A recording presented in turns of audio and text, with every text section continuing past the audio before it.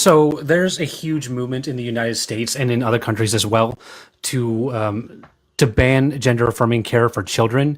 Gender affirming care can really help transgender kids that have gender dysphoria. It can literally save their lives, and they're trying to ban it.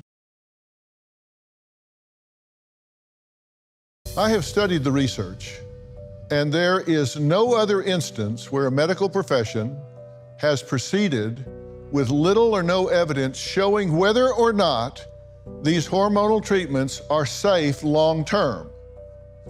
And these treatments certainly are not reversible. I've been asked to speak today about how gender ideology is a medical experiment on our children. To be more precise, the actual experiment is gender-affirming care that the American Psychiatric Association and our Health and Human Services tells me I must provide. It's an experiment because instead of psychotherapy that slowly and gently explores a child's difficulties and provides emotional healing, it calls for interference with normal development, followed by permanent and drastic alteration of her healthy body. There is no high-quality evidence that gender-affirming care leads to long-term positive outcomes.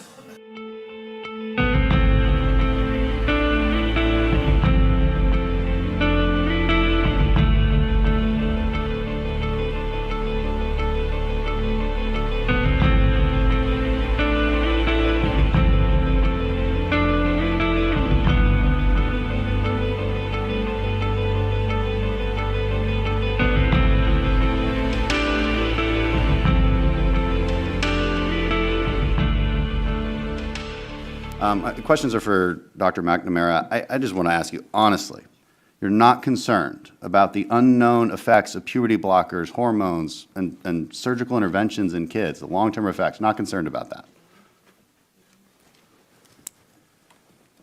Everything I've said here today comes from a place of deep honesty and conviction for the care that I provide and the community that I'm a part of. You've said that we've cherry-picked data. How do you mean how do you mean that?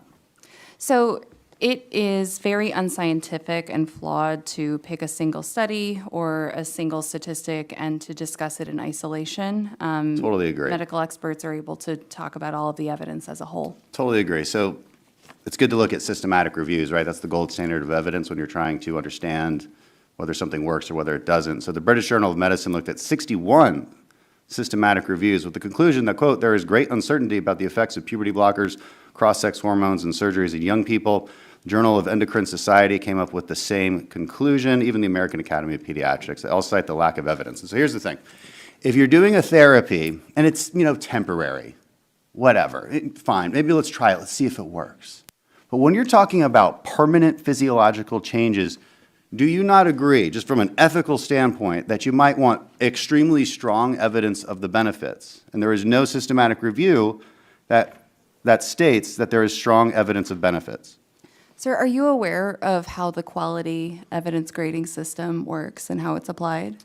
Yeah, we've read through it. That's why I'm citing these journals. So which journal says something different? We should have that debate. Tell me a journal that has done systematic reviews that cites different evidence, that cites strong evidence for benefits of these therapies. The standards of care were developed based on extensive... You're not telling me any journal, you're not telling me any study. Don't say standards of care. Yeah. So... Tell me one.